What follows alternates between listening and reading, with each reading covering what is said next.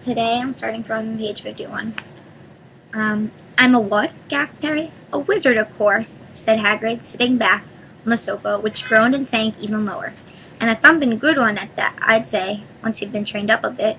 With a mum and dad like yours, what else would you be? And I reckon it's about time you read your letter.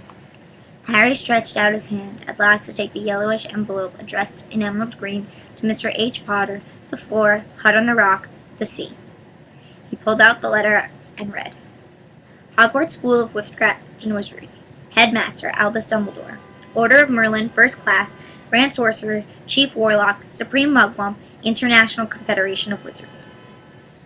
Dear Mr. Potter, we are pleased to inform you that you have been accepted at Hogwarts School of Witchcraft and Wizardry. Please find the enclosed list of all necessary books and equipment. Term begins on September 1st. We will await your owl by no later than July 31st. Yours sincerely, Minerva McGonagall, Deputy Headmistress. Questions exploded inside Harry's head like fireworks, and he couldn't decide which to ask first. After a few minutes, he stammered, What does it mean? They await my owl. Galloping Gorgons, that reminds me, said Hagrid, clapping his hand to his forehead with enough force to knock over a cart horse. And from yet another pocket inside his overcoat, he pulled out an owl, a real live, rather ruffled-looking owl, a long quill and a roll of parchment. With his tongue between his teeth, he scribbled a note that Harry could read upside down. Dear Professor Dumbledore, given Harry his letter. Taking him to buy his things tomorrow. Weather's horrible. Hope you're well. Hagrid. Hagrid rolled up the note, gave it to the owl, which clamped it in its beak, went to the door, and threw the owl out into the storm. Then he came back and sat down, though this was as normal as talking on the telephone. Harry realized his mouth was open and closed it quickly. Where was I? Said Hagrid, but at that moment Uncle Vernon, still ashen-faced, looking very angry, moved into the firelight. He's not going, he said. Hagrid grunted. I'd like to see a great muggle like you stop him, he said. A what? Said Harry, interested. A muggle, said Hagrid. It's what we call non-magic folk, like them. And it's your bad luck you grew up in a family of the biggest muggles I ever laid eyes on. We swore when we took him in that we'd put a stop to that rubbish, said Uncle Vernon. Swore we'd stamp it out of him. Wizard indeed. You knew, said Harry. You knew I'm a wizard? Knew, shrieked Aunt Petunia.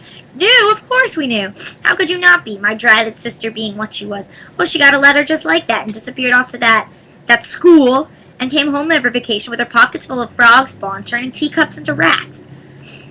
I was the only one who saw for her what she was, a freak. For my mother and father, oh no, it was Lily this and Lily that. They were proud of having a witch in the family. She stopped to draw a deep breath and then went ranting on. It seemed that she had been wanting to say all this for years. Then she met that Potter at school, and they left and got married and had you, and of course, I knew you'd be just the same, just as strange, just as abnormal. And then, if you please, she went on and got herself blown up, and we got landed with you. Harry had gone very white. As soon as he found his voice, he said, Blown up? You told me they died in a car crash. Car crash, roared Hagrid, jumping up so angrily that the Dursleys scuttled back into their corner. How could a car crash kill Lily and James Potter? It's an outrage, a scandal. Harry Potter not knowing his own story when every kid in our world knows his name? But why? What happened? Harry asked urgently. The anger faded from Hagrid's face. He looked suddenly anxious. I never expected this, he said in a low, worried voice. I had no idea when Dumbledore told me that there might be trouble getting a hold of you. How much you didn't know. Oh, Harry, I don't know if I'm the right person to tell you, but someone's gotta. You can't go off to Hogwarts not knowing. He threw a dirty look at the Dursleys. Well, it's best you know as much as I can tell you. Mind, I can't tell you everything. It's a great mystery part of it. He sat down and stared into the fire for a few seconds, and then said, It begins, I suppose, with a person, but it's incredible. You don't know his name. Everyone in the world. Well, who? Well, I don't like saying the name if I can help it. No one does. Why not? Gulping gargoyles, Harry. People are still scared. Blind me, this is difficult. See, there was this wizard who went bad. As bad as you can go. Worse. Worse than worse. His name was... Hagrid gulped, but no words came out. Could you write it down? Harry suggested. Nah, I can't spell it. All right, Voldemort. Hagrid shuddered. Don't make me say it again. Anyway, this wizard... About 20 years ago now, started looking for followers. Got 'em, too. Some were afraid, and some just wanted a bit of his power. 'Cause he was getting himself power. Alright, dark days, Harry. Didn't know who to trust. Didn't dare get friendly with strange wizards or witches. Terrible things happened. He was taken over. Of course, some stood up to him, and he killed them. Horribly. One of the only safe places left was Hogwarts. Reckon Dumbledore's the only one you know who was afraid of. Didn't try taking the school. Not just then, anyway. Now your mom and dad were as good as witch and wizard as I ever knew. Had boy and girl at Hogwarts in their day.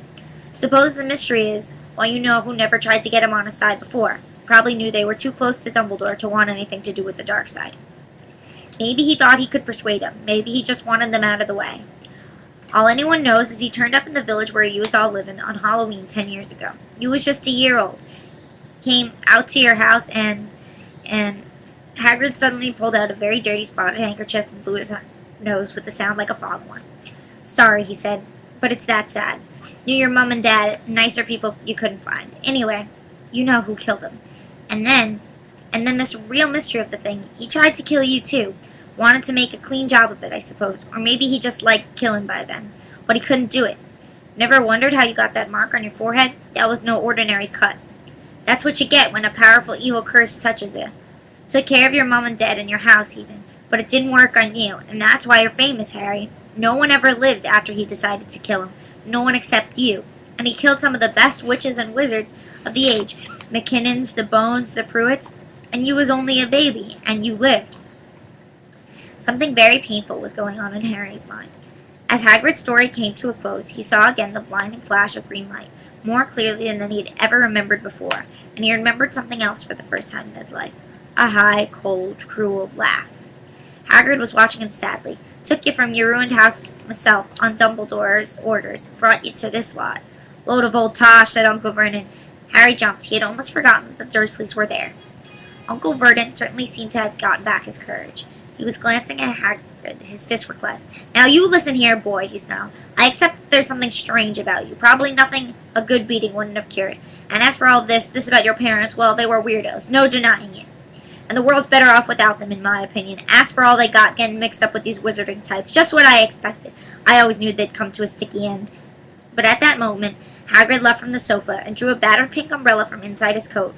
Pointed at this at Uncle Vernon like a sword and said, I'm warning you, Dursley. I'm warning you. One more word. In danger of being speared in the end of an umbrella by a bearded giant, Uncle Vernon's courage failed again, and he flattened himself against the wall and fell silent. That's better, said Hagrid, breathing heavily and sitting back down on the sofa, which this time sagged right down to the floor. Harry, meanwhile, still had questions to ask, hundreds of them. But what happened to... Oh, sorry, I mean, you know who. Good question. Harry disappeared, vanished, same night he tried to kill you. Makes you get even more famous. That's the biggest mystery, see? He was getting more and more powerful. Why'd he go? Some say he died. Codswallop, in my opinion. Others to know if he had enough human left in him to die. Some say he's still out there, biding his time. But I don't believe it. People who was on his side came back to ours. Some of them came out of kind of trances. Don't reckon they could have done it if he was coming back. Most of us reckon he's still out there somewhere, but lost his powers, too weak to carry on. 'Cause something about you finished him, Harry. There was something going on that night he hadn't counted on. I don't know what it was. No one does. But something about you stumped him, all right. Hagrid looked at Harry with warmth and respect blazing in his eyes. But Harry, instead of feeling pleased and proud, he felt quite sure that there had been a horrible mistake. A wizard? Him? How could he possibly be? He spent his life being clouded by Dudley and bullied by Aunt Petunia and Uncle Vernon. If he was really a wizard, why hadn't they been turned into warty toads every time he tried to lock them up in his cupboard? If he'd once defeated the greatest sorcerer in the world, how come Dudley always been able to kick him around like a football? Hagrid, he said quietly, I think you must have made a mistake. I don't think I can be a wizard. To his surprise, Hagrid chuckled. Not a wizard, eh? Never make things happen when you was scared or angry? Harry looked into the fire. Now came to think of it, every odd thing that had ever made his aunt and uncle furious with him had happened when he, Harry, had been upset or angry, chased by Dudley's gang. He had somehow found himself out of their reach. Dreading going to school with that ridiculous haircut, he'd managed to make it grow back, and the very last time Dudley had hit him. Hadn't he got his revenge without even realizing he was doing it? Hadn't he set the boa constrictor on him? Harry looked back at Hagrid, smiling, and saw that Hagrid was positively beaming at him. See, said Hagrid, Harry Potter not a wizard. You wait, you'll be right famous at Hogwarts. But Uncle Vernon wasn't going to give in without a fight. Haven't I told you he's not going? He's going to Stonewall High, and I'll be grateful for it. I've read those letters, and he needs all sorts of rubbish, spell books, wands, and if he wants to go, A great muggle like you won't stop him, growled Harry. Stop Lily and James Potter's son going to Hogwarts? You're mad. His name's been down ever since he was born. He's off to the finest school of witchcraft and wizardry in the world. 7 years there and he won't know himself. He'll be with youngsters of his own sort, for a change, and he'll be under the greatest headmaster Hogwarts ever had. Albus Dumbledore. I am not paying for some crackpot old fool to teach him magic tricks, yelled Uncle Vernon. But he had finally gone too far. Hagrid seized his umbrella and whirled it over his head. Never, he thundered, insult Albus Dumbledore in front of me. He brought the umbrella swishing down through the air and pointed it at Dudley. There was a flash of violet light and sounded like a firecracker, a sharp squeal, and the next second, Dudley was dancing on the spot with his hands clasped over his fat bottom, howling in pain. When he turned his back on them, Harry saw a curly pig's tail poking through a hole in his trousers. Uncle Vernon roared. Pulling Aunt Petunia and Dudley into the other room, he cast one terrified look at Hagrid and slammed the door behind him. Hagrid looked down at his umbrella and stroked his beard. I shouldn't have lost me temper, he said ruefully. But it didn't work anyway, meaning to turn him into a pig. But I suppose he was so much like a pig anyway, there wasn't much left to do. He cast a sideways look at Harry under his bushy eyebrows. Be grateful if you didn't mention that to anyone at Hogwarts. I'm, not supposed to do magic, strictly speaking. I was allowed to do a bit to follow you and get your letters and stuff. One of the reasons I was so keen on taking the job. Why aren't you supposed to do magic? Asked Harry. Well, I was at Hogwarts myself, but, I got expelled, to tell you the truth. In me 3rd year, they snapped me wand in half and everything. But Dumbledore let me stay on as gamekeeper. Great man, Dumbledore. Why were you expelled? It's getting late, and we've got lots to do tomorrow, said Hagrid loudly. Gotta take you up to town, get all your books and all that. He took off his thick black coat and threw it to Harry. You can keep under that. Don't mind if it wriggles a bit. I think I still got a couple of dormice in one of the pockets.